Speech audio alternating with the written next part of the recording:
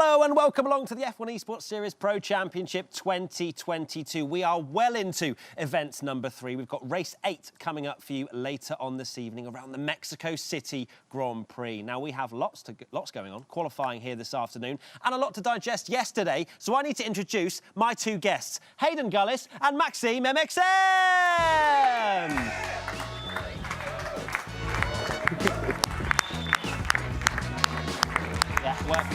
Working it. Oh, yeah, wave to everyone in here. There's a lot of people. Yeah, a lot of round. Come and sit down. How are you both? You all right? Very good, thank you. Great to be here. You've obviously come back from your trip to Williams. Let's start with that because you probably had your best day out of the three of us. So tell us a bit about it. Yeah, it was great to be there, to see the facility, all the cars, the trophies, and all the helmets from the amazing drivers. So it was good to be there.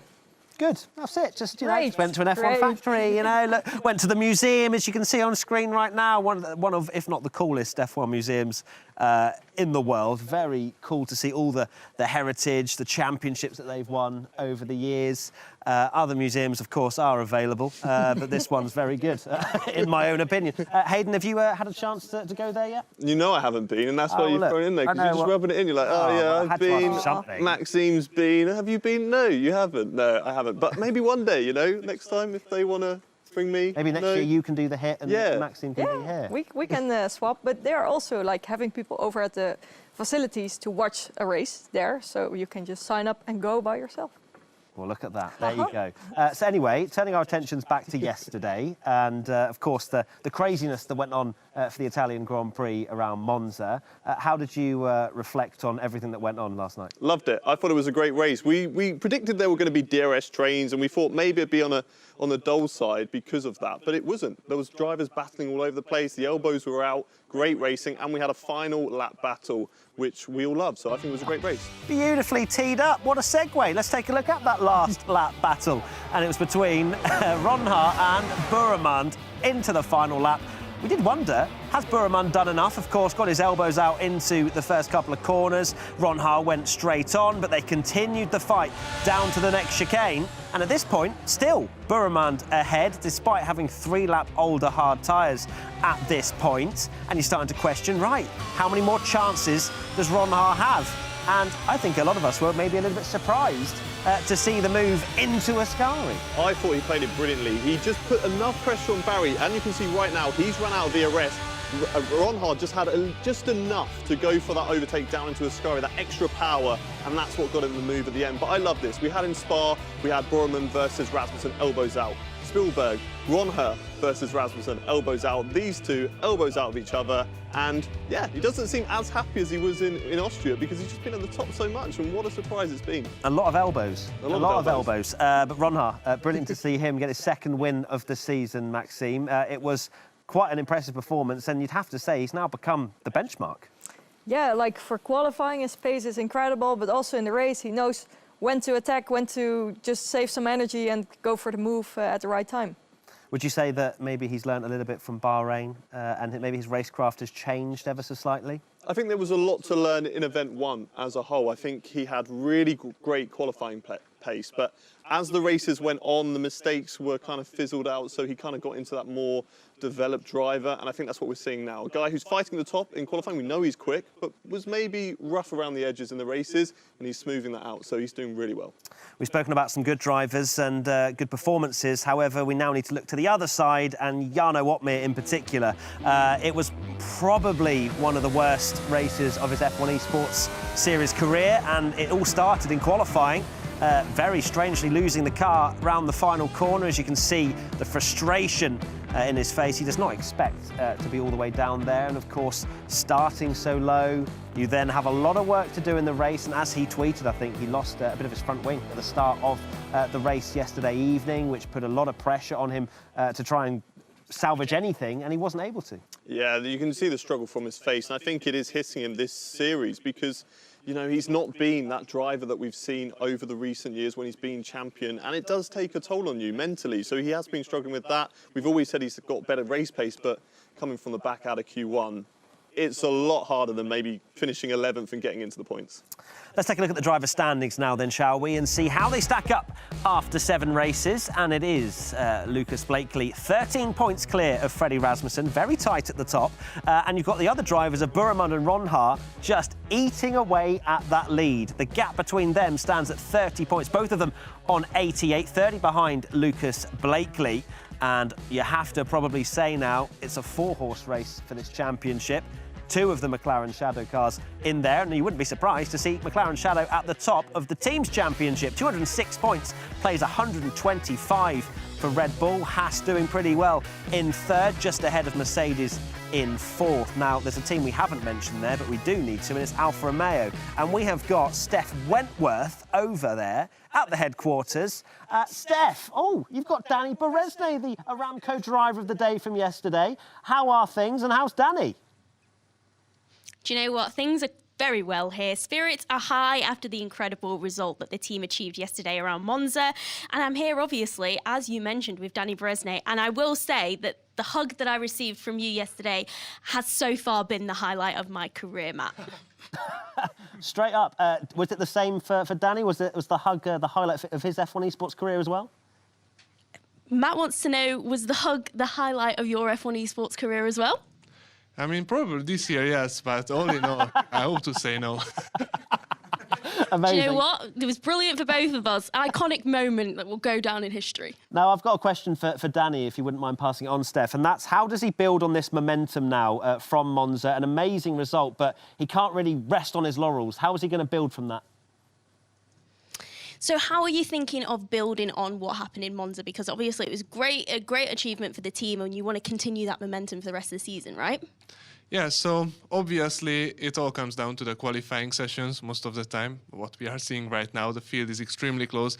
It's really hard to overtake on a race, so we just need to get the confidence in the qualifying sessions, lap as close to the personal best lap times as possible, and then I know that I have the ability and I put in the effort to perform with the top guys out there.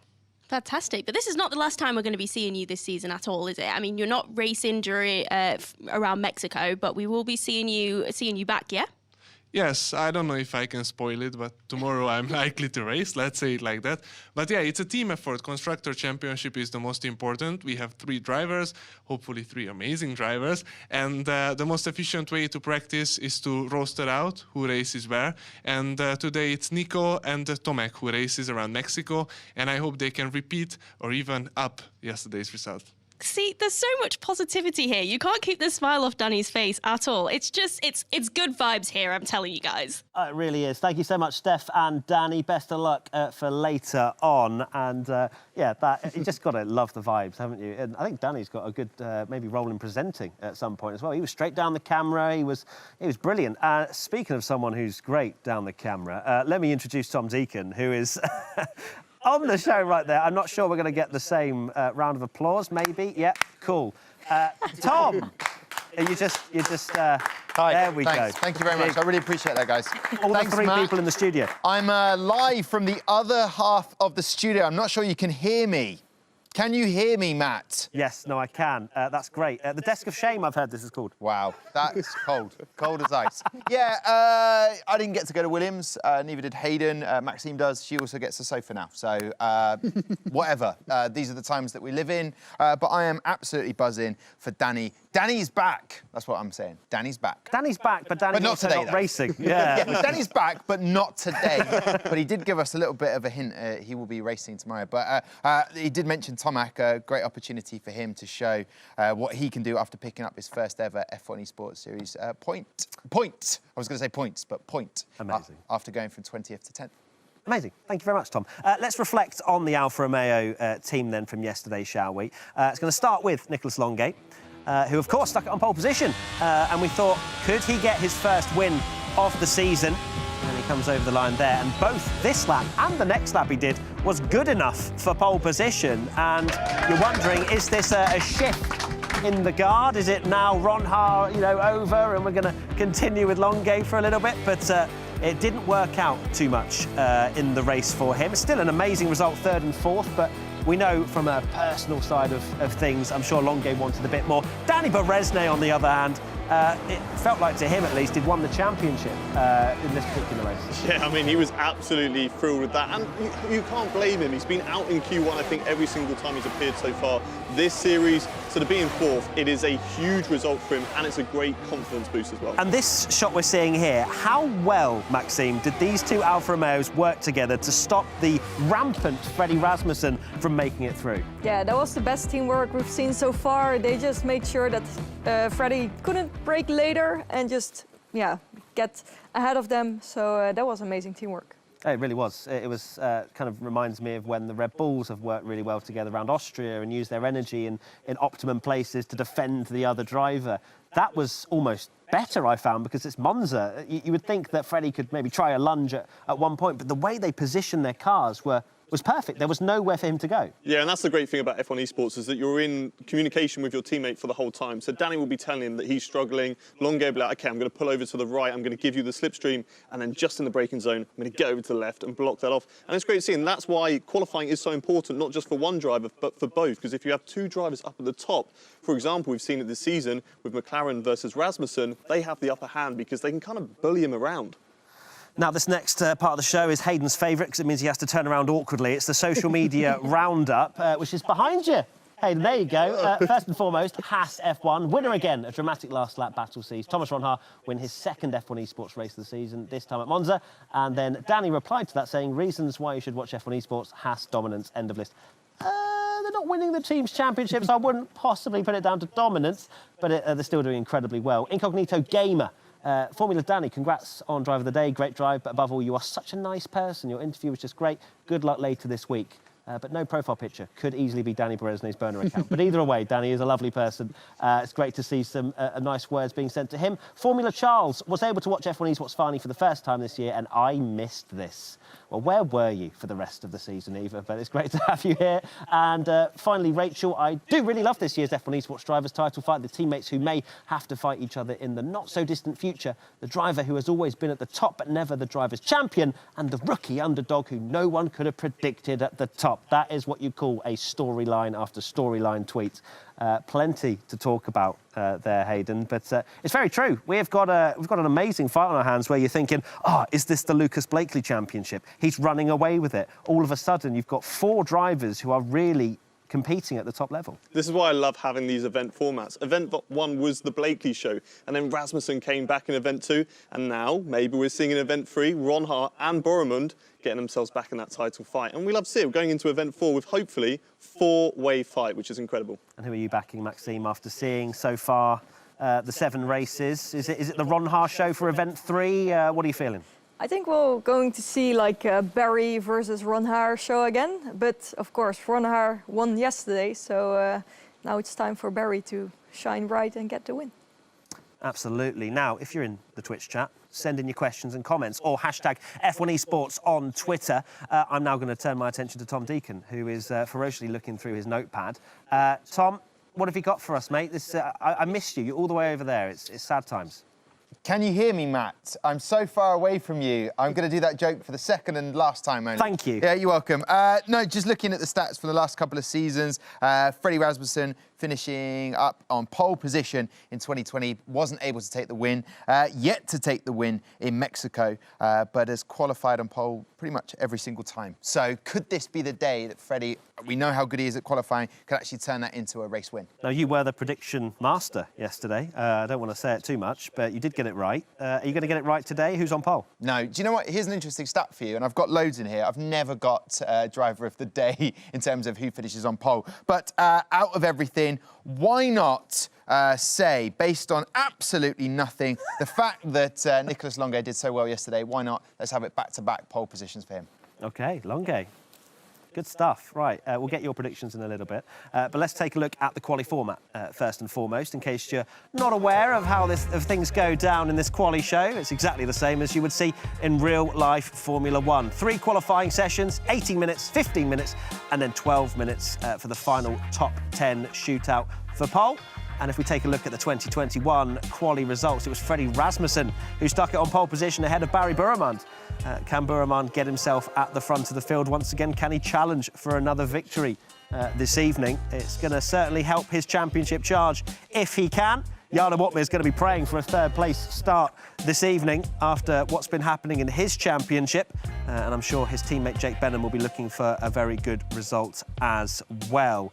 Speaking of Benham, you predicted him for pole yesterday, which was maybe a little bit extravagant. What are you going to go with today, Hayden? I'm going to back it again. I'm going with Benham for pole. I have looked at the practice times and things are looking good, so I'm going Benham again. And I think, like I said earlier, I think Otmir having a poor qualifying put too much pressure on Benham, and that's where he struggled. And I think that if Otmir can also have a good qualifying session as well, then they're going to work together and, it's going to boost his confidence. So, yeah, I'm going Benham again. Benham again. You're going to be going Benham for the rest Until it happens. Yeah, literally. Wow, I won't even ask you next time. Maxime, who are you going to go for? Barry Burmond. Barry, Yes. as Nick Hamilton would say. You did mention about the practice results. It's Rasmussen, Burman, Benham, Ido, and Weigang, the top 5. So there you go. Right, let's take a look at the Mexico track now, shall we? And what is ahead of the drivers in this qualifying session, of course, at 7:30 as well, for the race this evening. And it's a track we've seen very recently in Formula One. A very, very long straight down towards turn 1. Are they going to be saving their energy, Hayden, or are they going to be sending one to the inside? I can tell you they're going to be saving their energy. I'm sorry, but they're going to have to, because energy deployment around here is lethal. You can use your battery very quickly. Use it too much in 2 laps, it's not coming back to you. So you have to be really smart in terms of using it. The first couple of corners as well, you've got to take as much of the curbing as you can get away with, add a little bit more ride height to go over the curbs through there. We even saw that in real life, didn't we? We did. The drivers were genuinely trying to corner. Turn 2 were just cutting that massively. And then through the S's as well, the ride height's going to be important through there. If you're a little bit too low, it's going to bottom out over the curbs. You're going to lose control of the car, but also be aware of invalidation. Beware of invalidation. What do you make of the Mexico City track? It's difficult. You have to get the start right, and then if you're in the right flow, then it's going to be fine. But I think we're going to see some invalidation, like with the lap times. Maybe like what Runner was doing the last event when I was here was just invalidating all the times, then the last time just nailing the lap and still getting a great result. We will see. Let's take a look at the driver lineup. Will Ron Har be driving? You'll be surprised to see he is. But that's the first page, and Nicholas Longay alongside Thomas Porridis. Then you've got Josh Ido and Joni Tormala back in the seat at AlphaTauri. Luke Smith in the Alpine. What was he eating in his profile picture yesterday? We still don't know. And then you've got Evans and Weigang in the Aston Martin. And then Leon Tanitsa, once again, the 2 world champions at Ferrari, driving at the Mexico City track, so no Donoso just yet. Now, this second page, we have got Ron Har and Staukalek. So that'll be interesting to see if Staukalek can build on what was such a very nearly performance at Zandvoort. Then you've got, of course, Benham in the Mercedes, Williams, Caraton and Clay, but that's changed now, and we've got Daniele Haddad in for Caraton instead. Oh, look, there he is. As if by magic already. Now, this was a last-minute change for the Williams team. How's that going to affect your mentality? Because surely, if they've done their scheduling, Haddad's not going to be ready for this to the same degree as the other drivers. It all depends on how they've set it up as a team. If they've, behind the scenes, gone way before this event, okay, you're doing this race, you're doing this race, then he wouldn't have practiced around Mexico as much as the other 2 drivers, so you will put yourself on the back foot. However, if it's decided maybe this morning or yesterday, then jumping in last minute, he's going to know the track, he's still going to be good around there, and it shouldn't be too much for him. Yeah, now I'm not claiming he's not going to know his way around Mexico City, but those extra few tenths that he may well be missing just purely from doing laps and laps and laps. And this track in particular, Maxime, you spoke about the flow.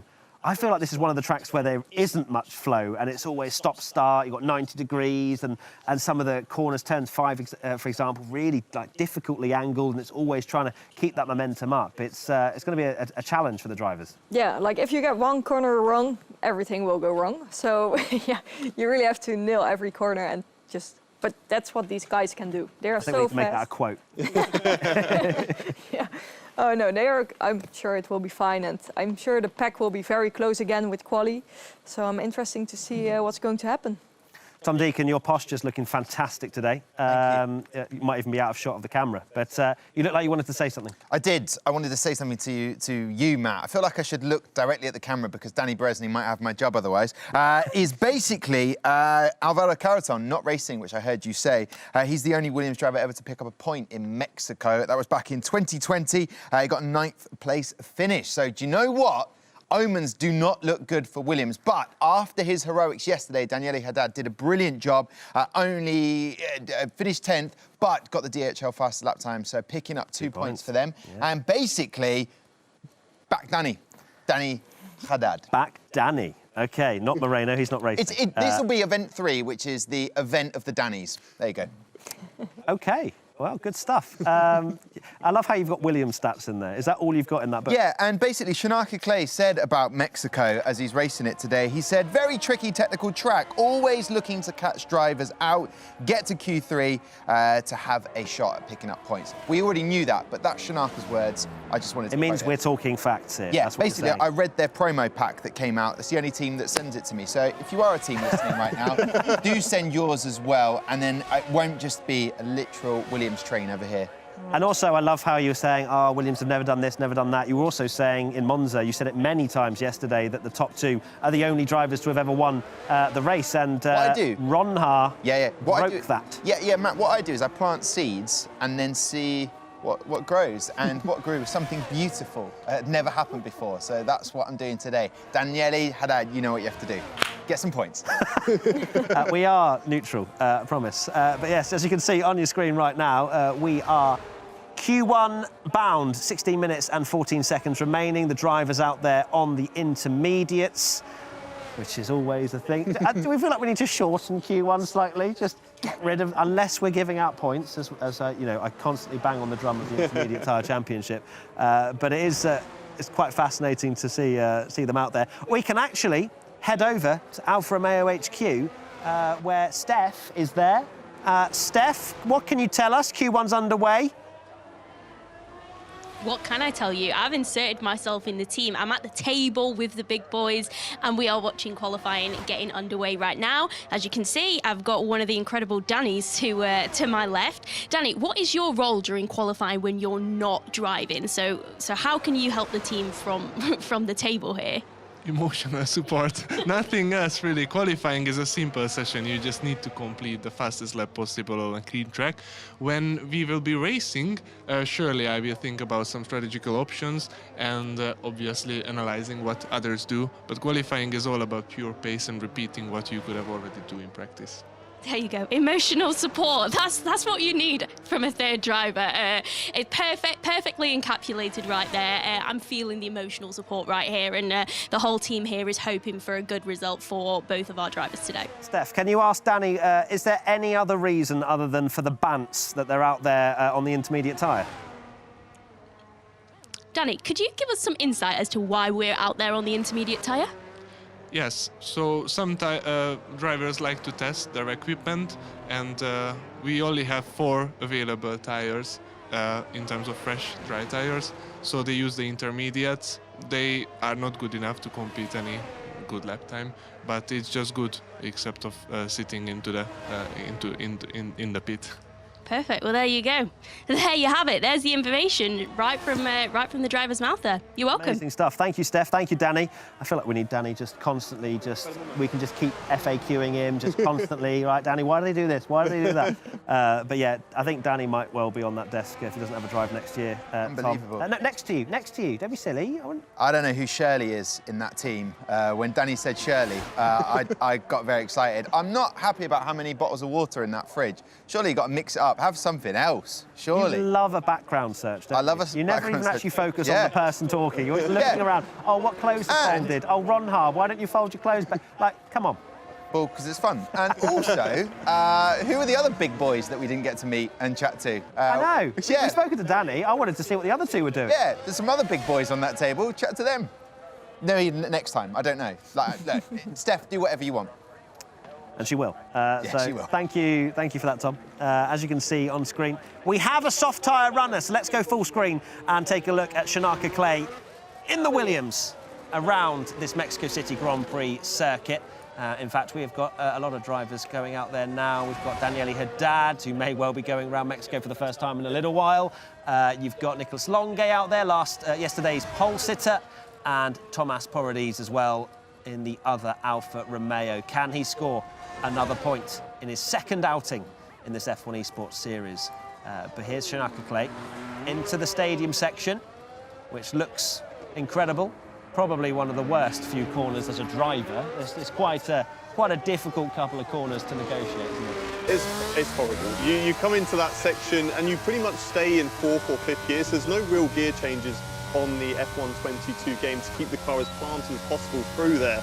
But yeah, it's a very difficult left-hand hairpin to get round, and you've got to try and keep it tight to open up the right-hander after that.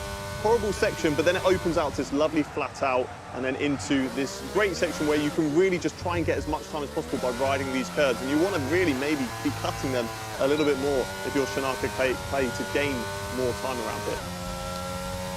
So through the first sector, Clay comes, and now into this very fiddly part of the lap. Just trying to keep up as much momentum as possible. Now, this was the corner that we saw in real life, Tsunoda and Ricciardo come together. No such problems for Clay in qualifying. Now into the S's. This is where you can make up quite a bit of time, but you've got to risk it. This is where you could easily get your lap time invalidated if you just stretch the car an extra half a car length wide. You're going to be getting that invalidation, but Clay is still on a lap at the moment. He was a couple of tenths slower than Longate in the first sector alone, was Clay. Now through the final corner, trying to run it as close to the wall as possible, but then cutting inside for the shortest run to the line. It's 1:15.1 for Clay. I don't think that's going to trouble getting into the second part of qualifying, so Clay will have to improve on that 15.1. Who else have we got out there? Daniele Haddad. What's his first lap time looking like? A 15.2, but it's invalidated, so it's nothing, in fact. David Tanitz's time there was earlier on the intermediate tyres. He loves to set an intermediate tyre run in qualifying at the beginning. As Nicholas Longate comes over the line with a 14.959. That's more like it for Q1. Thomas Porodies has slotted in 3rd place with a 15.344. Now, John Evans, he is actually invalidated. I can see it on my screen right now, so Evans will not count. Simon Weigang, how's he doing out there? A tenth slower than Longay in the first, half a tenth down through the middle. This may well slot him in 2nd place if it's a good last sector, and it does indeed, a 15.0 for Simon Weigang. Yeah, very strong at the moment from both Longay and Weigang. I think we might be on the cusp of the 14.9s in terms of the cut-off point for Q1 to Q2. It could be a little bit lower than that, of course. Track evolution hasn't quite come into it yet. We're going to see that definitely as we get later on into the session for Q3.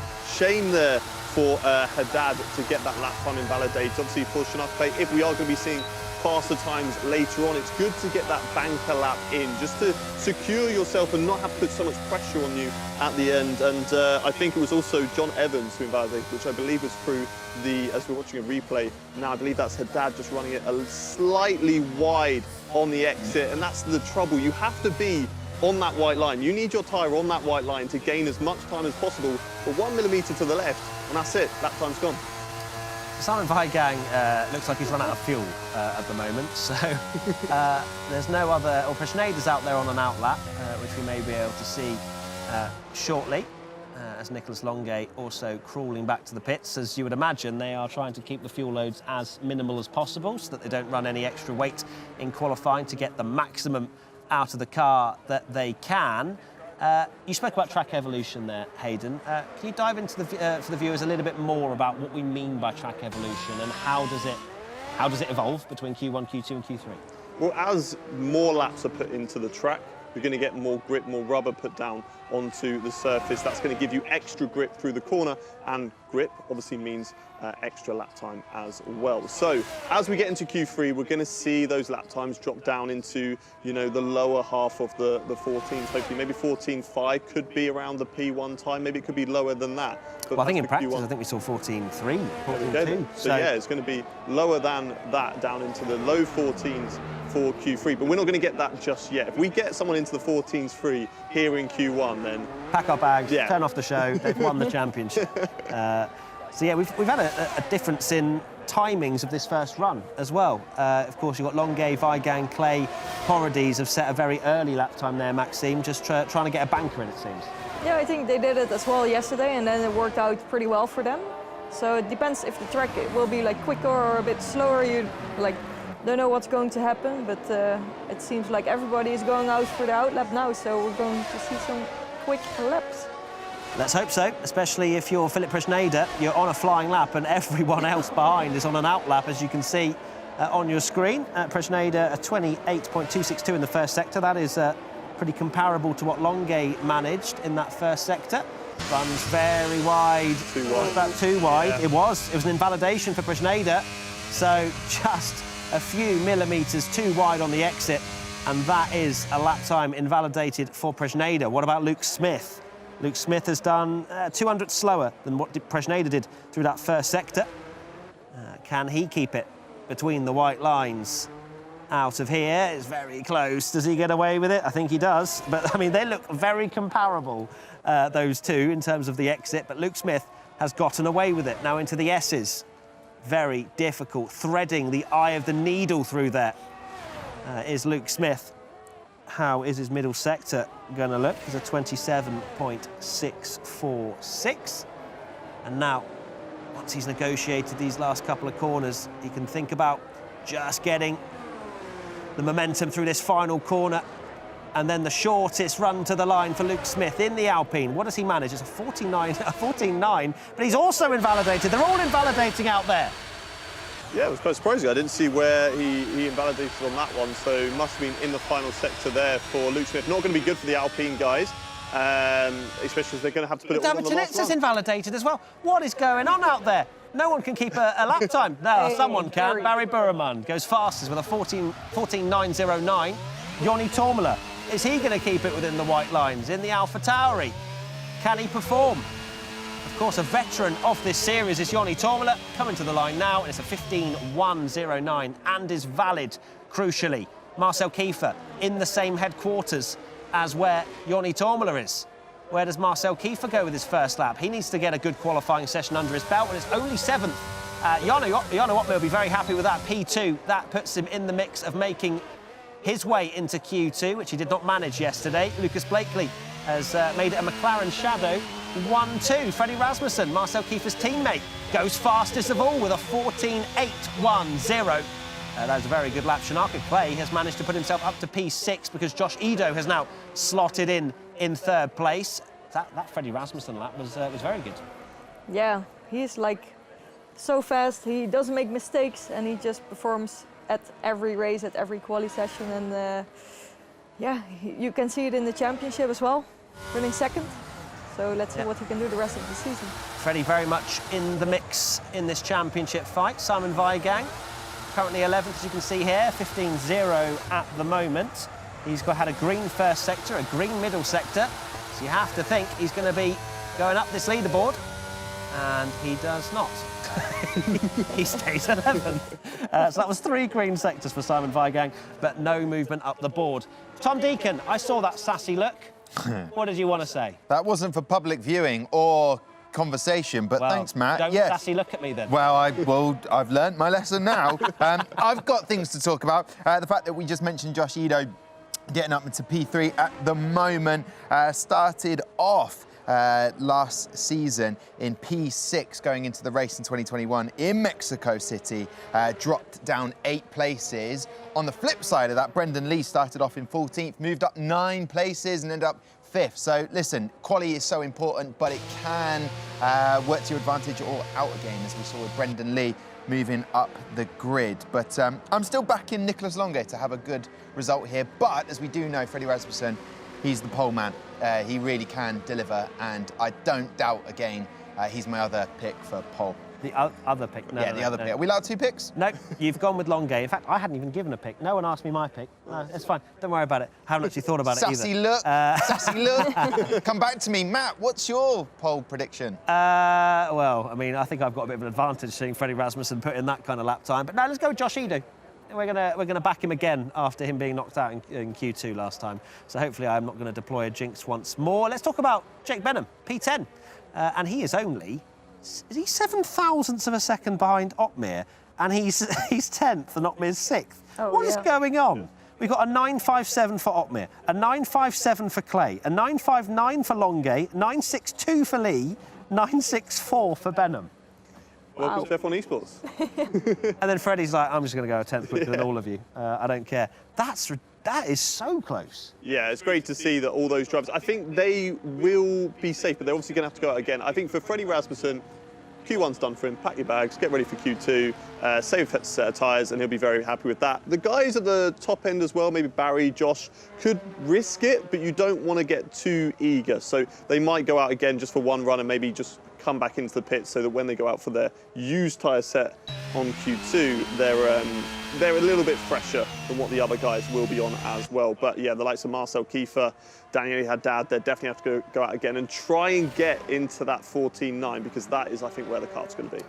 I mean, you say Marcel Kiefer is in 17th position at the moment, a 15.2, 3/10 off the fastest time, which is his teammate at the moment. So right now in the bottom 5, you've got Haddad, Kiefer, Tanitsa, Prashneda and Smith.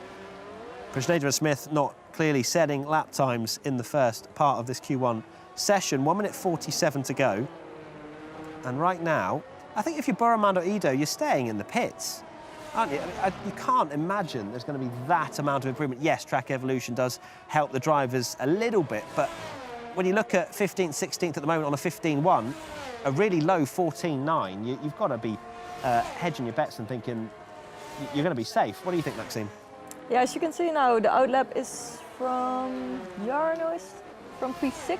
So I think the top 5 will stay in the pit lane and save the set of tires. And then that's a big advantage later in the quali session as well. We noticed yesterday as well. Sorry, I should have put my hand No, I mean, Longuet said, didn't he, that having 3 sets, because he had 1 run in Q1, 1 run in Q2, meant that he had a big advantage into the final session. If you're Lucas Blakely, I think you're sweating a tiny bit in P5. I would have said if you're Burman, yeah, you feel pretty good. But Blakely, let's see. Marcel Kiefer at the moment, 17th. You can see him there working at the wheel. He needs to get out of Q1, really, with his season at the moment. Of course, driving in that Red Bull. His teammate doing a stellar job, but unfortunately, they cannot mount a charge against McLaren Shadow when only one of their drivers is scoring points. They've always been so strong in the Constructors' Championship, Red Bull, so this is something that's going to hurt them. They're going to have to try and work out what is going wrong over on Marcel's side of the garage. They need to try and get in, but going through the S's section, that looks beautiful through there. Just running that white line as close as you can possibly dare get away with, and that looked quick through there. I think as well, doesn't look like it's invalidated on our screens. He was down on his best through the first sector, but a personal best through the second. But whether we can hook it up in this last sector just to get into Q2, we'll have to see. We will. Kiefer round the final corner. Where can he go? He's going to want to get in the top 10 at the very least to feel safe come the end of this session, and he goes 11th fastest, Marcel Kiefer, a 15.0 at the moment. Paradis has invalidated his lap time, so he is not going to make it out of Q1. Prashneda has as well, and Prashneda is not going to set a lap time whatsoever, which is going to hurt. David Tanitsa only manages 13th for now. Are there drivers behind improving? Joni Tormela, currently 15th, goes up to P3. That's a great lap in the Alfa Tauri. Well done, Joni Tormela. That's put Staukalek at risk as Jarno Opmeer goes to the top of the times with a 14.7. Great lap from him. Jake Benham is going to end up 11th for now. Brendan Lee improved. David Tanitsa, in fact, out. Brendan Lee's teammate, David Tanitsa, is out of qualifying. John Evans is as well. And that will not mean anything for Brendan Lee coming over the line as he goes 4th anyway, but he was safe. Nicholas Longuet doesn't need to improve and comes into the pits all the same. So it's Evans, Tanitsa, Paradis, Haddad and Prashneda as Simon Weigang comes over the line to finish 9th. But, OK, welcome Jarno Opmeer. Fastest in Q1. Who doubted him, you know? A lot of people, but he's clearly bounced back incredibly well. That's a brilliant lap time, not even close to the rest of the field. The only driver into the 0.7s, 700ths clear of Rasmussen, which is quite big around a short lap like this. And that will give him some confidence. Yeah, definitely. Putting yourself at the top of the board in Q1 and having such a big advantage, not just scraping ahead of Rasmussen as well.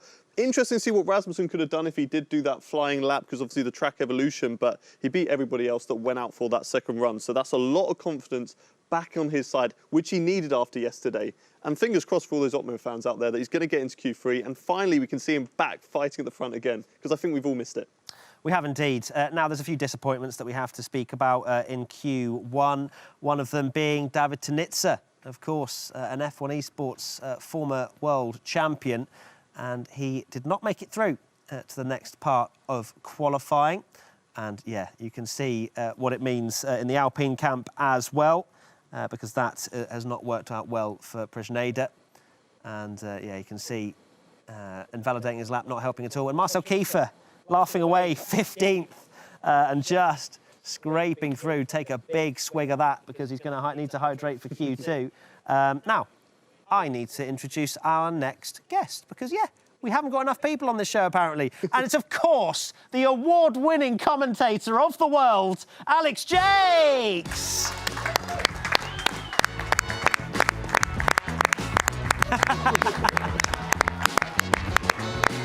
Oh, yeah. You've changed. Hello. Hello. Hello, hello. How are we? Where's your trophy? Well, just had to put up with this cup today. Never mind. Never mind. How are we all? I'm good. How are you? You look more alive today. Yes, I am in a professional capacity here today, rather than clinging on. So, why not? And I like how many people we've got on the show today. It's good. I just wonder if we could have 2 people per sofa. Yeah. You know? But still, at all times, must leave Tom on his own on the desk. He's not happy, is he? He's not pleased. He's not pleased. Oh, it's You're allowed 2 on a sofa, but I can't go and... sit next to Hayden or something. Yeah. I did offer it to you earlier. You said no. Yeah. That's a shame. That's anyway, where were enough of Tom Deacon's struggles. Let's talk about some other drivers' struggles. Go on. Tanitsa, for example, not making it out of Q1. Big surprise there. Yeah, big surprise. And he had a race yesterday where I thought, I tell you what, there were hints of the talent of old there. And then breaks your heart sometimes, F1 Esports. Right back to the bottom. And he needs a big dollop of luck. Let's be honest, he needs a wet race to get out of trouble. And it's serious trouble, down in 17th. Now, we spoke a lot about another driver who topped Q1, and I feel like he deserves his time in the sun, and that's Jarno Watmere. Yeah. Fastest in Q1, of course, went for another lap, and he may well not be the favourite for pole, but that is certainly such a confidence builder for him to bounce back after a really sort of troubling F1 Esports Series 2022. As a whole, but very angsty day for him yesterday, just generally. And he knew it was going to be tough after qualifying, but to have to sit there and just be last when you're the reigning champion, that is, you know, that's going to hurt him. So, beginnings of a serious amount of bounce-back ability, which I wouldn't have been able to say yesterday, but it is a new day, and we're into Q2.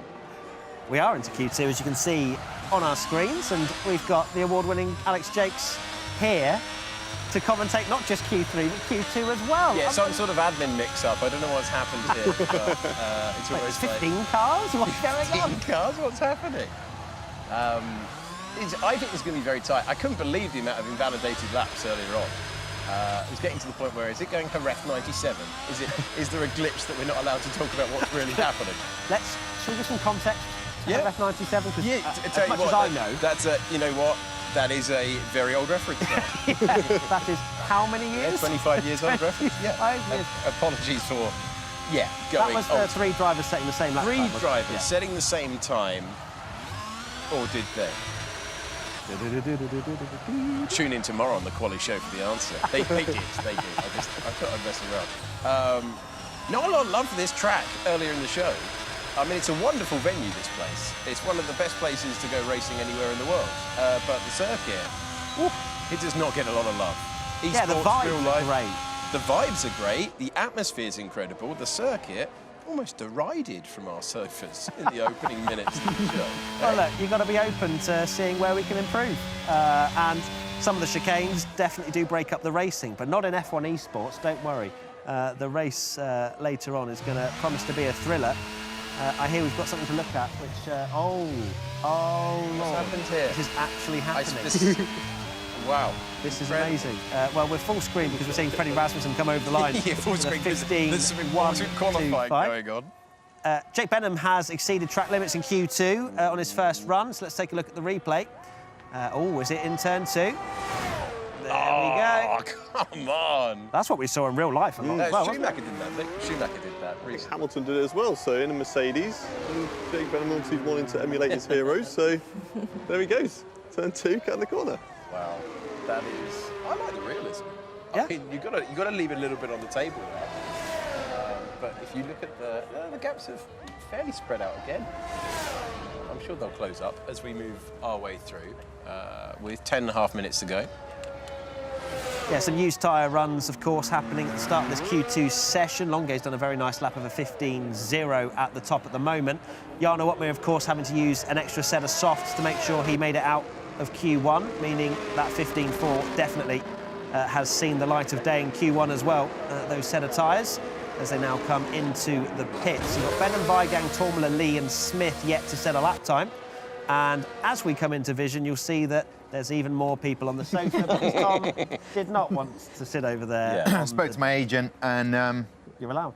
Yeah, I got things moving. I specifically requested this didn't happen.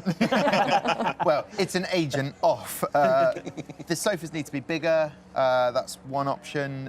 This is the most people we've ever had at this area of quality. And it now feels odd. you're fine now. So now Matt is the weakest, as no one will sit near him. I'm actually quite glad I've got the extra space, to be honest. If this was a game of drafts, you better start moving around the board. What is with all these old references? Drafts.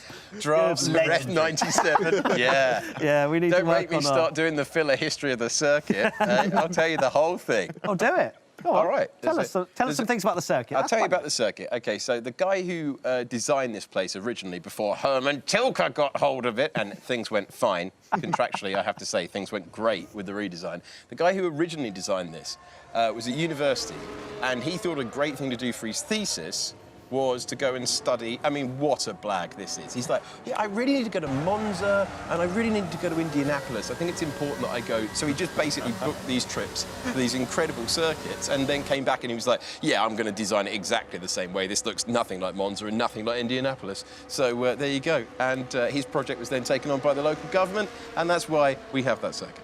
That's not boring at all. There you go. That's some nice little history Took a couple of minutes off the clock. We'll get to the real stuff in a minute. We will. Longay is out on track, as you can see there, as well as Opmeer on outlaps with 8 minutes 27 seconds to go. And we may well finally see some representative lap times on the board, as we have Tormula and Smith coming out of the pits as well. What are we expecting, Alex Jakes? I've asked everyone else for their predictions. What's yours? Freddie Rasmussen, I think. Yeah? Yeah, he's got good form around. The return of the Freddie. Return of the Freddie. He doesn't stay away for too long, does he? You know, you can't count him out for long. And I think there was quite a lot of frustration yesterday. The way that the strategies worked out, the fact that the train split. A few people get caught out. He very rarely gets caught out 2 races in a row. So I think he'll be back at the front by the time that we're done with this. Ooh. Let's find out. Nicholas Longay, yesterday's pole sitter, is about to start a lap, so I think we move away from the 5 people on the sofa and we take a look at the Alfa Romeo at full speed. Alex Jakes, let's make the most of you being here in Q2 and take us through around a lap of this Mexico City Grand Prix. Well, let's follow then with Longay, and he is a driver, my sort of driver to be honest. He's either win it or bin it. He's either kind of struggling or right at the front with absolutely electric pace. He's currently the guy who's fastest. He's looking for back-to-back poles. Was a bit disappointed with how yesterday worked out. Careful not to extend on the exit of 3, and then tucking in nicely. Wait for it, wait for it, wait for it. It's another DRS zone. And there should really be a hairpin here if we're going to redesign the circuit, but it's slow it down. The reason these corners exist is so that the fans in the grandstand get a longer view of the cars, because who doesn't want to see a Formula 1 car going slightly slowly? Now it improves into the middle sector. Careful now. You can't bounce over these curves too much. You've got to hit them in the right way. You've got to get the setup of the car right, but an awesome direction change, and that's a confident driver going to the brink. Validated. Oh, and beyond the brink. And if you invalidate, then I stopped commentating. That's the rule. Yeah, I thought Is it? For the rest of the session, that's it. You're done. That's it. No, that's it. Disappointment. It's my own fault for coming for Q2. How about Jarno Opmeer then? Yeah, what can Jarno do? He's improving out there. I love the fact we've got the most people ever now, and we're like, who talks? Look, Raise your hand to talk on the show. Well, look, Alex Jakes, you are award-winning, so you get the. I was earlier in the week. The more that comes out of my mouth, I'm very relieved I did win, because I don't think there's any chance of a repeat. OK, 6 minutes to go. Jarno Opmeer. This is fascinating. If he bounces back last to first, It's going to be fascinating to see if he can do it. A lot of improvement out there. Another invalidation for Tormula there. So a lot of drivers cannot keep it within the white lines, but Marcel Kiefer can. I love it. Kiefer. Really enjoyed that. Lucas Blakely now around the final corner. 15.5 on the board. That's not going to get him through to Q3. Does this lap up to P3. Goes Lucas Blakely. 1,000th slower. Oh, Freddie Rasmussen, as Alex Jake predicted. A 14.6 from Freddie, and Barry Burman slots in just behind with a 14.7, but Ronha to the top with a 14.657. Got a lot of momentum, Ronha. You get the feeling that he's building something special here. Hits the front. Ronha, Rasmussen. Look where Lucas Blakely is. And on board with Lucas Blakely, that was just not looking compliant in the way that he'd wanted at all. He's having to wait for the car through the final corners. It's a fiddly final sector here as well, isn't it? So, yeah, Lucas Blakely, yesterday, his result was 7th. His worst of the season. Tells you how good a campaign he is having. He will not want to see those two as the top two. He did everything, he said, he could on his strategy. Helpless in the DRS train. Gave it everything. Efforts weren't rewarded. So, hoping to, as we've mentioned a couple of times, bounce back in this one. But so far, bounce back ability. Bounce back ability. Barry as well. Barry's bounced back, and he's doing very, very well indeed. Let's talk about Lucas Blakely a little bit. Of course, still leading the championship, but this will test his mettle, won't it, Hayden? Because he's never won a Drivers' World Championship. We know how much this means to him as well. We've seen the emotion over the years, from not being picked in the pro draft to now being in with a shot of winning the F1 Esports Series world title in the Drivers and Teams Championship as well. But Lucas has to dig deep in these kind of sessions. He can't be dropping out of Q2. You've got to be consistent across the whole series. You can't just be picking up... Obviously, picking up race wins is going to help you massively, but you can't get one race win and then the next race be in P8, P9, P10, because you're going to really harm yourself and allow a Freddie Rasmussen to come in. Even Barry, you know, Barry's up there in 3rd. If he has another strong weekend, he's gaining points on his teammates. And he's there for the fight once again, and Thomas Ronha. So all 3 of his championship rivals up in 1st, 2nd, 3rd. So he needs a strong qualifying here. Otherwise, again, it's like event 2. It's all to play for in the final race of the event to try and bounce back. It's really fascinating as well how the dynamic has changed at McLaren Shadow, where we were talking about this Lucas Blakely show and Barry Burman was struggling, not getting the right amount of luck at times. But now, Maxime, we've got Barry Burman leading the charge at McLaren Shadow, it has to be said. Yeah, I predicted him for pole position, so right. hopefully Yeah. we can Could we see bring that one up? see that going. But no, like a lot of things are switching, because we see Jarno now up there as well with Marcel. So the people who were struggling are finding the right time and getting nice lap times. To use a Dutch phrase that we found out last time in event 2, I wouldn't have mentioned that you'd have tipped Lucas Blakely for pole position. I would have put that behind the wallpaper. Am I correct? Very. Yeah, sure. All right. Sure. All right, cool. Don't worry about it. Nah, that's fine. I think there is a lot of pressure on Lucas, even at McLaren, with the fact that Barry is doing so well. Great for the team, great for the organisation. However, just mentally, every time you look over, knowing that your teammate is just that little bit faster, and also Barry not feeling 100%, a little bit under the weather, not quite himself, and yet still being able to get a 2nd place finish yesterday, just goes to show that as an organisation, they're rolling, but Lucas knows he needs to find that extra 2 tenths. Maybe that's what McLaren do to their drivers, because Lucas wasn't feeling great for event 1. Yeah. Won the first 2 races. Now Barry's not feeling Eat well. this, Barry! I don't want to. I don't even like it. Eat it! That cold and flu medicine is doing wonders, isn't it? It really is. $750,000! Eat it now! Right. Enough of medicine, let's talk about Q2, the end of it. 1 minute 40 to go. Let's go full screen. Deacon is honestly very close to being sent back to the desk. By you or the producers? No, I'm just hearing in my ear. They're having a committee meeting at the moment. 90 seconds to go. Who's going through, who's going out is the sort of question that you usually ask me, Matt Gallagher. Yeah, who's going through? Well, right now, Longay is under pressure.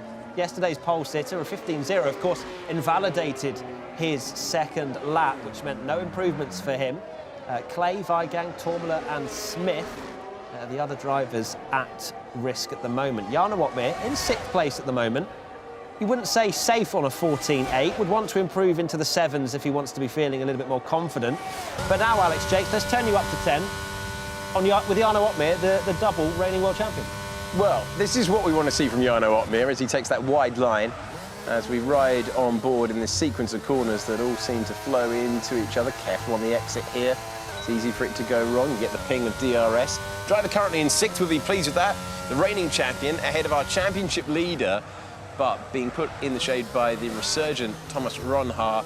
Thomas Ronhaar's DNF, the start of the year, could hugely play a part in the championship battle. Not about the championship battle for Opmeer, all about improving, all about getting himself into the top 10 shootout. And look at his face, look at the concentration etched there. Now that's bold. How close does he go? That's controlled stuff. As he heads now to the Fora Sol, the old baseball stadium, which now comprises turn 12, turn 13.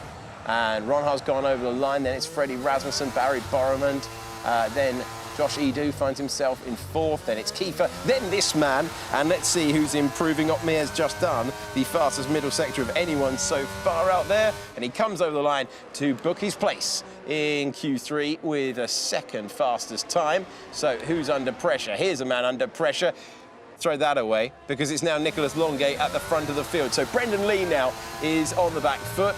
And Jake Benham was in 10th in the pens, and that is Shanaka Clay finding 2nd place. And now you've got Smith up to 3rd as well. a lot of improvement out there. Josh Edu finds the lap time that he needs. And Borremond in 10th. Is there anyone else improving out there? this could be big. Simon Weigang, let's scroll down. Let's have a look. Personal best. And Brendan Lee as well, going very quickly in the 1st sector. This could be a problem for not just Barry Borremond. This could be a problem for Lucas Blakely. Oh, he's gone over the line, so Brendan Lee threw it away at the end. Simon Weigang, is he going to knock him out? We don't know, because the graphics have disappeared. No is the answer. Simon Weigang is in 14th. And McLaren scraped through, but they were under pressure there.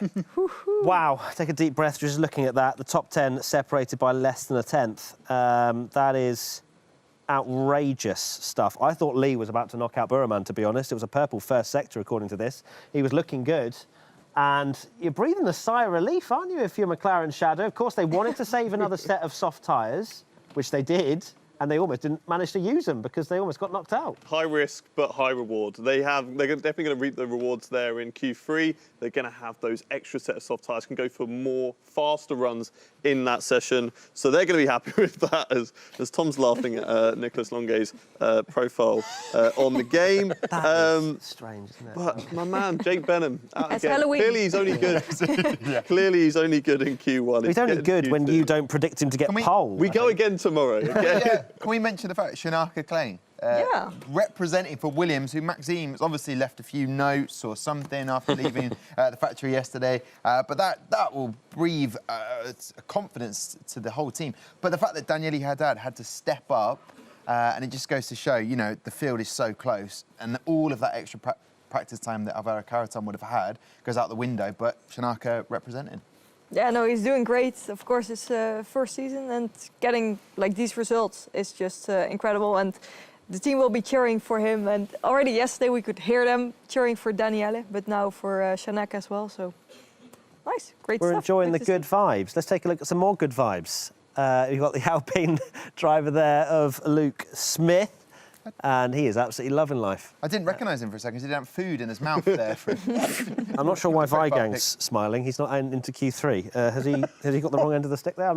Maybe that's an old video, but Weigang's not through to Q3, as far as I'm aware, unless this has changed. I'm sure they'll let me know if that's the case.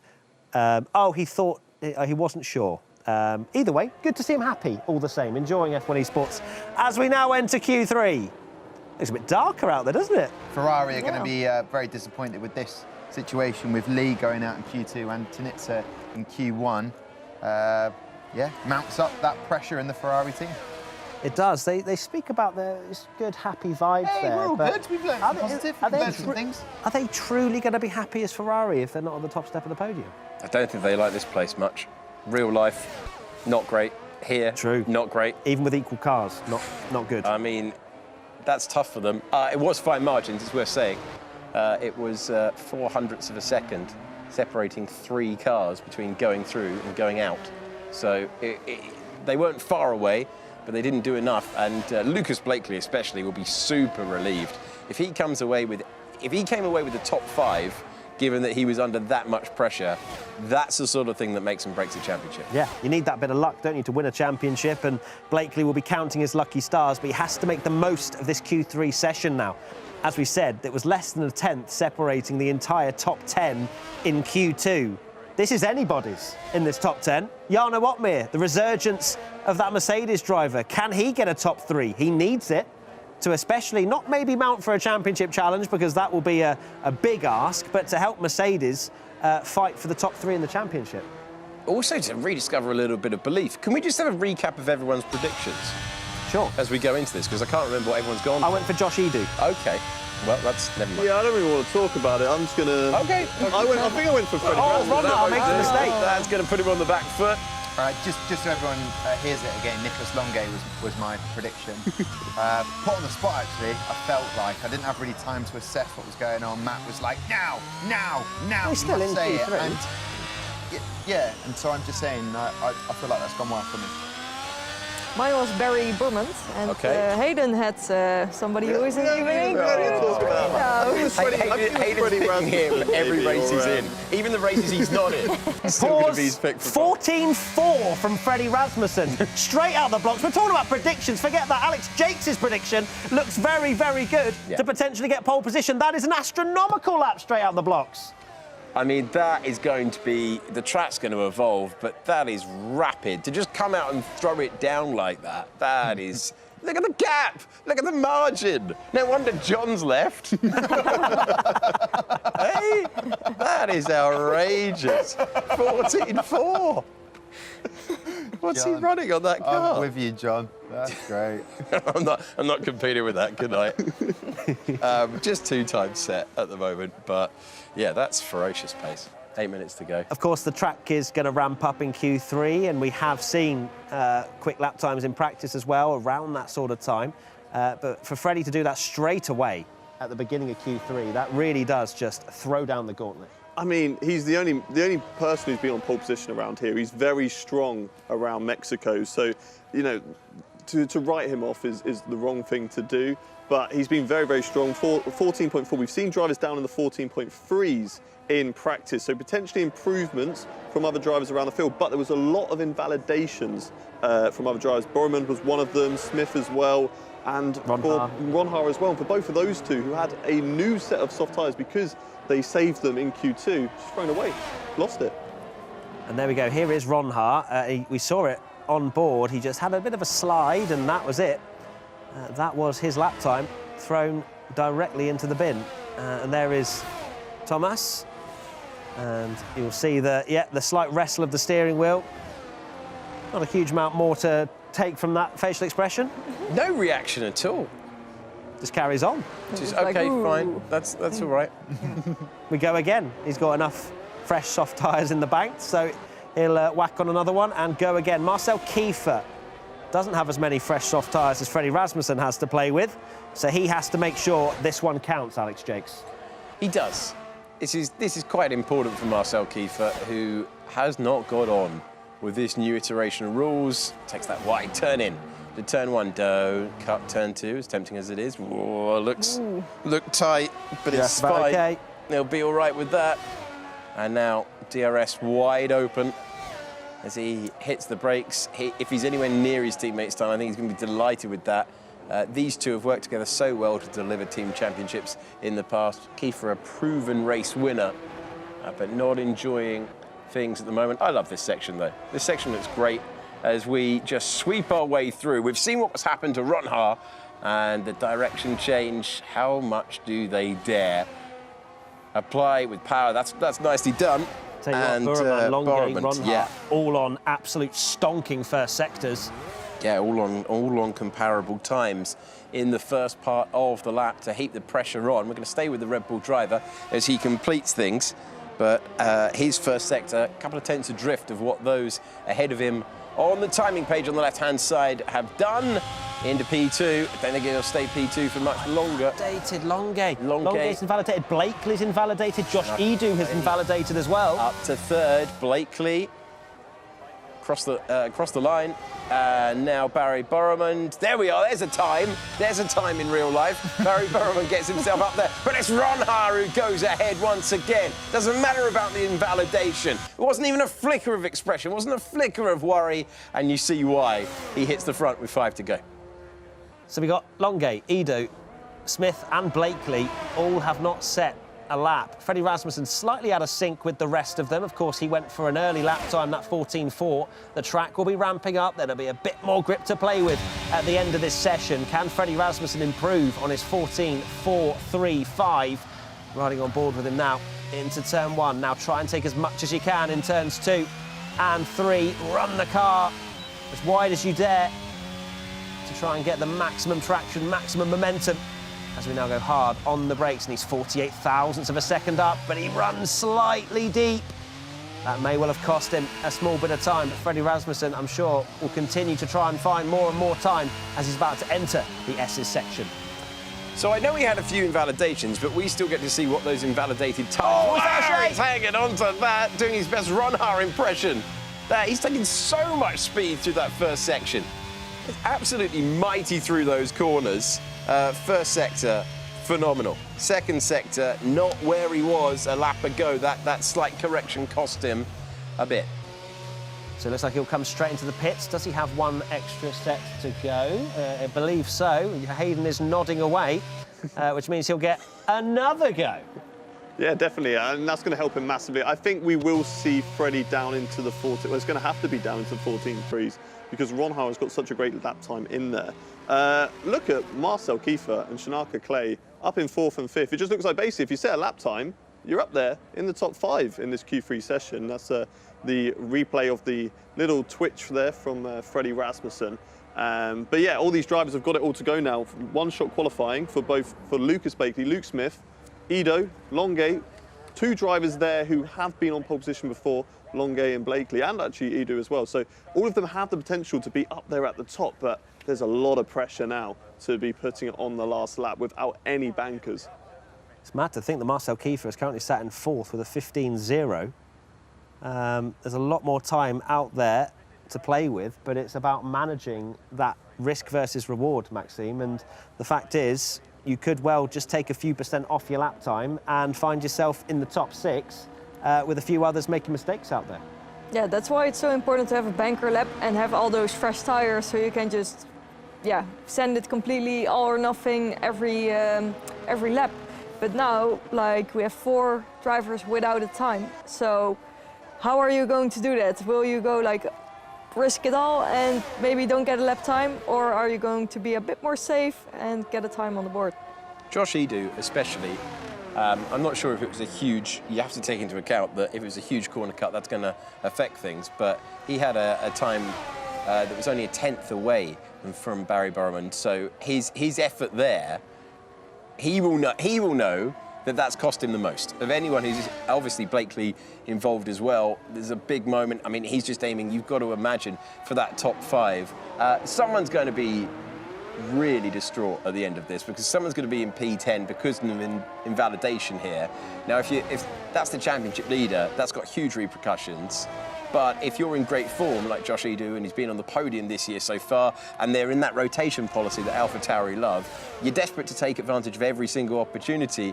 You can't be turning, potentially, a P4 into a P10, and we're about to get our answer, who can master it. It almost feels like we've got a split battle here, and yet, I'm fascinated to see who dials it back and goes for the top 5, and who goes, you know what, I'm prepared to start in 10th here, I'm going all in to try and mix it with Ronhaar and Rasmussen out front. It's a pivotal moment for Blakely's championship, I'd have to say. 13 points the gap between Rasmussen and Blakely. Blakely, of course, leading that championship. But if he starts 10th and Freddie Rasmussen's 2nd, he may well be coming out of this evening not the championship leader. So for Blakely, he has to really dig deep here. And so does Marcel Kiefer. That 15.0 4th place is not going to stay there if we see some lap times on the board. That could well be 10th if we get valid lap times up and down the field as Marcel Kiefer improves by just over a 10th and a half into the first sector. And that's actually a very good first sector from Kiefer. Blakely, about a 10th shy, just under compared to what Marcel Kiefer's managed. Jarno Opmeer, a 28.3. That's just over a tenth slower than Kiefer. Clay has slotted in with a 28.2 first sector. We've got Buremand a couple of thousandths quicker than Kiefer. So everyone right now, as I can see, has not invalidated, Alex. We're going to hopefully see some lap times. The invalidation party is over. It's time for the laps at the limit. The checkered flag is out now. This is hyper competitive at the front. It's all about staying within the white lines. We're going to settle it that way as Kiefer comes round the final corners. Let's see if his third sector's an improvement. He goes up, that's competitive, up to third. Lucas Blakely finds that top 5 that he was looking for. That is vital in the context of the championship. Shinaka Clay now trying to score a huge shock as we get Opmeer to the front row, and he's missed out by 0.02 of a second. That's a top 5 for Shinaka Clay, and now Barry Barman. I'll be disappointed with that. Only Longuet is invalidated, so Longuet's lap is gone, and Blakely is tumbling down the order here. Here we go with Freddie Rasmussen then. Can he take pole once again at this second? He can! He's done it at the line. What an epic effort that was. And wait for it, though. Wait for it. Who got to the front? No, it looks like Ron Hart couldn't get there. He's in second. Fireworks at the end. They all delivered. Blakely down in 8th. Rasmussen P1. Whew. Whew. Loved it. Wow, what a session. That was quite a lot that went on at the end there, wasn't it? There was a lot to try and fit in. Arguably too many words we used. But we got through. Opmeer absolutely paying for it. In the first sector, a little bit off it. Fantastic second and third sectors, but the first one's where he's lost out. Rasmussen and Ron Hart, that is just fantastic. Although Ron Hart will be slightly disappointed. That last lap, not as good as the earlier effort. So a little bit of pace left on the table there. Certainly, but it's a Rasmussen-Ron Hart front row again. Opmeer, welcome. He's got nothing to lose from third on the grid. Long run down towards turn 1. Is Alex Yates going to be screaming 3-4 wide at 7th? Well, maybe 8 p.m. this evening? Definitely. I think 3-4 wide, you know, is a certainty here in Mexico. It's such a long run down into the first corner. Starting in pole position maybe actually isn't the best place to be. Maybe you want to be in third position like Opmeer is. Get the slipstream from the car ahead. Get yourself down in towards turn 1. If there's an inside open, or try around the outside. So Opmeer is actually probably in the prime position to maybe take the lead down into the first corner. Well, that's a lot to talk about, a lot to digest. Josh Edu as well, P4. We've got some reaction, actually, we can take a look at as well from the end of that Q3 session. Lucas Blakely will know that he left a bit on the table there and may well have gone into championship saving mode. A little bit of damage limitation from Lucas. There's Ron Hart. Will be absolutely gutted to be starting second rather than first. I'm sure he'll be just fine, and you can see there, not a huge amount of emotion, not a lot of emotion on the front row, really, with Rasmussen and Ron Hart, is there? And there is Freddie. You would not know the difference between first and 20th. He just gets out. Thank you very much, P1. See you tonight. And, I thought, was that a fist bump, or was that moving the webcam? I was hoping for a fist bump. Every time. I thought it was usually the camera came down when he does badly. The camera came down. I've worked it out. What it is Freddie Rasmussen, he owns that webcam and he's very concerned about someone stealing it in the facility, and he takes it wherever he goes. Freddie Rasmussen has got his teammate Marcel Kiefer in P5. Finally, a bit of teamwork is going to be used for Red Bull. Hopefully they go on to strong things. But Jarno Opmeer, here's the omen for it. 2021, he started in P3, went on to win it. So could that happen again? I don't know. We'll have to find out later, but I just thought I'd just put that in. Now, we have got a lot of guests. We'll introduce another one, which we spoke to earlier. Steph, who is at Alfa Romeo HQ. Oh, it's Danny Beresnay alongside you again. What have you got to tell us, Steph? I know, very, very lucky you guys. You get him 3 times alongside me. It is a little bit tense, the atmosphere in here. Obviously, the team would have been hoping for a much better result, but the points are not won in qualifying, so that it's all to play for in the race. But it just shows, really, that qualifying is really, really important, and those invalidated lap times are huge. How easy is it to invalidate around Mexico? Because we saw quite a few of the drivers doing it. Yeah, so it's very easy to leave the track with all 4 of your wheels. Especially in the race, it will be very hard because you get 2 warnings, and then the third one is already a 3 seconds penalty. And sometimes within 3 seconds there are like 5-6 cars. But what is more frustrating that we had really good pace, especially Nico. He won Q2, and it was the penultimate corner that he had a small slide, a small invalidation, and I'm sure he would have went for the pole position. So to lose something that big is very frustrating. But as you said, we have to keep our head down, keep positive, because points are scored on the race, and we saw many miracles in F1 Esports, and I hope we can pull one off right today. Well, fingers crossed for you guys. As you said, there was great pace with the team, but I'm sure you're about to get in the sim alongside both drivers as well, trying to come up with the best setups for the race ahead, aren't you? Yes, so we have some time before the race. I think we all be on the simulator, all of us 3, and we have some fantastic development drivers as well who help our preparation with the strategy, with the tire selection, with the wear, fuel usage, everything we possibly can think of. And don't forget that it's an 800-meter long flat-out part right after the start where you can gain multiple positions by having a great start. Well, there you go. It's actually so great to have this driver's insight as well. So thank you for joining us, Danny. We'll come back to you guys in the studio, but hopefully with a bit more positivity later on. Amazing stuff. Thank you very much, Steph and Danny. Honestly, he's a hype man, isn't he? Yeah. He's too much. He's got the stats. He's got Tom's job, he's got your job. That's great. That's great. We can go to the pub. Thank you. I'll just pack this up. No, I felt like the eyes were just too much at me. I felt like, please look away, Danny. Just at some point, please, it's too much. I feel like he just looked at my soul while he was talking and said, yeah, we'll work on some things. All right. You're just scared of him, aren't you? I am very scared of him. Alex Jakes, what was your final thoughts coming out of that session? It was fast, frantic, but it set us up beautifully for tonight. Danny Bresnay wasn't wrong about Nicolas Longuet. If the slide cost him a tenth of a second, he would have been absolutely in the ballpark there. So that's going to hurt him to be down in 10th when he could have been in the mix for pole. When he started on pole yesterday and he couldn't convert it to the win. Story of what might have been. Ron Hart with all the momentum in the championship at the moment. Freddie Rasmussen, Mr. Mexico, he's the driver to beat. And Otmir with nothing to lose. No points considerations really. Expecting full send from him into turn 1. And I'm disappointed you didn't bask in the glory of getting your prediction right. Yeah, I mean, let's be honest. When the people know.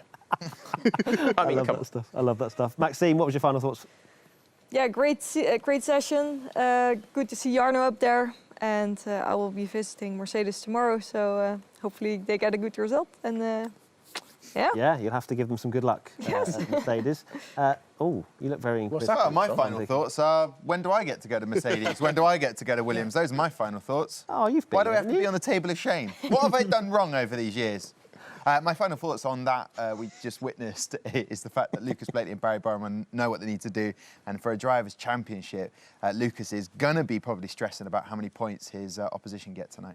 And finally, Hayden, what can we expect from tonight's race? What do you think is going to kick off? I'm predicting that this event is the event of redemption. We've got Otmir in 3rd and Kiefer in 5th, and we saw Danny Beresnay have a great result yesterday, so hopefully, great result for Otmir and Kiefer and back on top. Good stuff. Let's take a look at the top 10 from qualifying then, and it's Freddie Rasmussen ahead of Thomas Ronhard. That is going to be a fascinating battle to watch once again. Will Freddie have learnt from their previous wheel-to-wheel for tonight's race? We will find out. Otmir in P3, Josh Edu, and then Kiefer rounding out the top 5. And join us at 7:30 p.m. With Tom Deacon, your host, for round 8 around Mexico City. Now, yeah, you know what to do. Set your alarm, 7:30 p.m. It promises to be a big one. Can Otmir win from 3rd? You'll have to find out.